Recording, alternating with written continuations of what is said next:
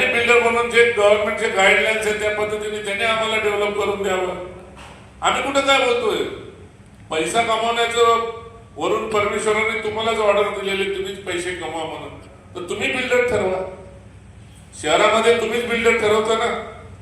ज्या ज्या पॉकेट्स आहेत त्या ज्या पॉकेट्स मध्ये ह्यांचेच बिल्डर लोक आहेत.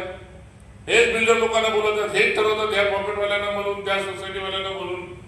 त्यांना सांगायचं काम पण हेच करतात की बाबा या बिल्डरला द्या, हे टेंडर आलं का, या त्या 4 टेंडर आले की तिन्ही कोणाला गप बसवायचं आणि कोणाला द्यायला लावायचं हेच ठरवतात. मग ते याचं दुखतंय कुठं? याची नस दुखतं कुठं झाले? मी काही लोकांकडनं, काही बिल्डरकडनं ऐकलं तर काय ही पिल्लं आगले पिळवलेली आहेत. ते बोलतो की आम्हाला नव्या मुंबईमधील विजय चौगुलेला मोठा बनवून द्यायचा नाही, सुरेश कुलकर्णीला मोठा नाही बनवून द्यायचा, अकोंडेला नाही, दवाखान्यात बोललेला. म्हणजे आम्ही झोपडपट्टी मधले. त्यांना वाटतं की झोपडपट्टी म्हणजे आम्ही झोपडपट्टी डेव्हलप झालो म्हणजे आम्ही श्रीमंत झालो. आम्ही श्रीमंत पैशाने नाही होणार. आम्ही लोकांच्या माध्यमातून लोक एवढे वाढतील तर त्या लोकांच्या ह्याच्याने आम्ही श्रीमंत बनवू. लोक नेते म्हणजे लोकांच्या मध्ये राहून आम्ही लोकाभिमुख आम्ही श्रीमंत बनतो. पैसा नथिंग आहे आम्हाला. त्या झोपडपट्टीमध्ये एवढ्या दिवसात त्यांनी केलेलं नाहीये म्हणून आम्ही बसलो नाही. माझं म्हणणं एकच आहे, ही जी चाललेली आहे, कोण बोलतो मोर्चा काढू, हे काढू, ते काढू. आम्ही पण हातामध्ये बांगड्या भरलेल्या नाही. मोर्चाला तसाच तसा मोर्चाच्या माध्यमातून मोर्चाला उत्तर देण्याची पण ताकद आम्ही ठेवलेली आहे. या ठिकाणी आम्ही ठरवलंय की आम्हाला पण एसआरए नको आहे. आम्हाला पण एसआरए आम्हाला नको आहे, कारण एसआरए मध्ये 300 स्क्वेअर फूटची जागा मिळणार आहे आणि 2002चा सर्वे, त्याच्यानंतर त्याला 11चा ए मिळतो. बॉन्डिंग मिळते 11ची.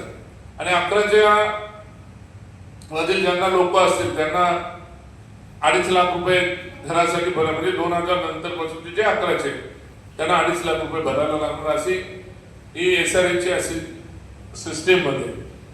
आज आता हे 2026 चालू आहे. दवाखान्यात घोष साहेबांनी सांगितलं तसं आता 26 चालू आहे.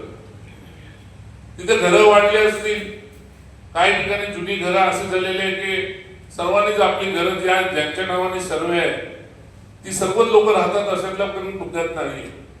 काही लोकांनी जी सर्वे असलेली घरं, काही लोकांनी माझ्या नावाने सर्वे तर मी घर ताईला विकलंय असं सुद्धा झालंय की ते सर्वे पावती ट्रान्सफर नाही झाले आणि टॅक्स पावती सुद्धा बंद केलेली आहे. झोपडपट्टीमध्ये टॅक्स पावती सुद्धा बंद आहे.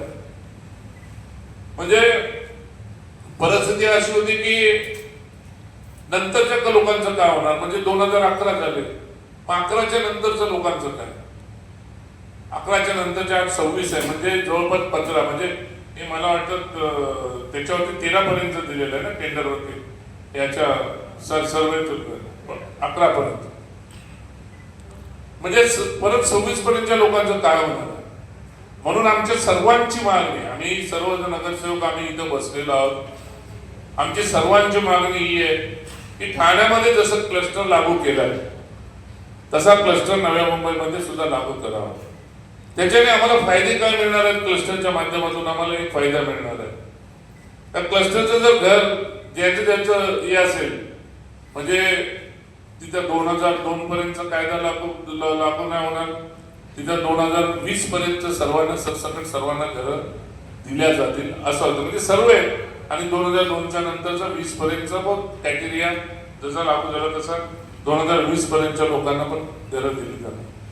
म्हणजे 2020 पर्यंतचा बॉम्बार्डिंग लाईन निघाली. एफआयआर झालेले तुम्हाला माहिती पण असेल.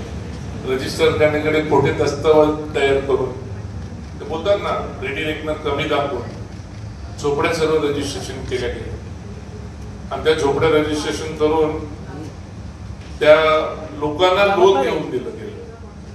म्हणजे नगरपालिकेने सांगितलं होतं की यांना झोपडपट्टीला रजिस्ट्रेशन करू नका देऊ.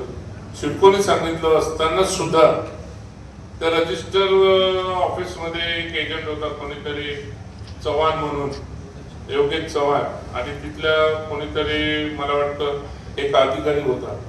त्या अधिकाऱ्यावरती पण तो गुन्हा दाखल झालाय. आणि मीरा भाईंदरला आणि इकडे ठाण्याला असे दोन्हीकडे नेऊन त्यांनी रजिस्ट्रेशन केले. पण त्या झोपड्या रजिस्ट्रेशन झाल्या. कुठल्या एरियातल्या झाल्या, जास्ती करून माझ्या आयडियाप्रमाणे बोनपड्यातल्या जास्त जो त्या बिल्डिंग तिकडचे झालेले त्याकडे. आता याची पूर्ण माहिती मागवलेली आहे. जर रेडी रेकनर, जर कोपरखेरण्याचं रेडी रेकनर, बोनपड्याचं रेडी रेकनर जर 70 लाख असेल तर तिथे 24 लाख रुपये दाखवून रजिस्ट्रेशन केले गेलं आणि ते रजिस्ट्रेशन करून नंतर मग कोणीतरी शासनाकडे गेला आणि शासनाच्या निदर्शनाने आरटीआय वाला कोणीतरी गेला शासनाकडे आणि त्याने ते शासनाला त्यांनी ते दाखवलं की अशा पद्धतीने फसवणूक केली गेली. नाही जरेटा म्हणून घनसोलीचा कोणी आहे तर त्यांनी त्या पद्धतीने त्यांनी केलं. त्याच्यानंतर ते गाजावाजा झाला नाही ना, मग मीडियाने पण जास्त कोणी तो छापला नाही. त्याच्यामध्ये आज तो योगेश चव्हाण आणि ते काहीतरी अधिकारी ते गॅरेज झाला आणि मग शासनाने रजिस्ट्रारला निर्देश दिले की हा गुन्हा दाखल करा आणि दुर्वा पोलीस स्टेशनला हा गुन्हा दाखल झाला. पण दुर्वा पोलीस स्टेशन वाले पण योगेश चव्हाणला का व्हीआयपी ट्रीटमेंट देतात मला माहित नाही, अजून त्याला अरेस्ट केलेलं नाही. आणि त्याच्या मागचा बोलवता धनी कोण आहे, ह्या याच्यामध्ये बोलवता धनी कोण आहे हे माझी मागणी राहणार आहे. ते योगेश चव्हाणला घेऊन त्याचा फोटो तर आपल्याकडे ते मी म्हणूनच बोलतो ना, ह्याचं बोलवता धनी कोण आहे त्याला अरेस्ट करून ते पोलिसांनी त्याच्या मागचं पण सूत्रधार त्याची माहिती काढा. डीएनए नाही बोलत त्याला, आपण काय बोलतो त्याला, तशा पद्धतीने त्याची इन्क्वायरी करण्यात येईल.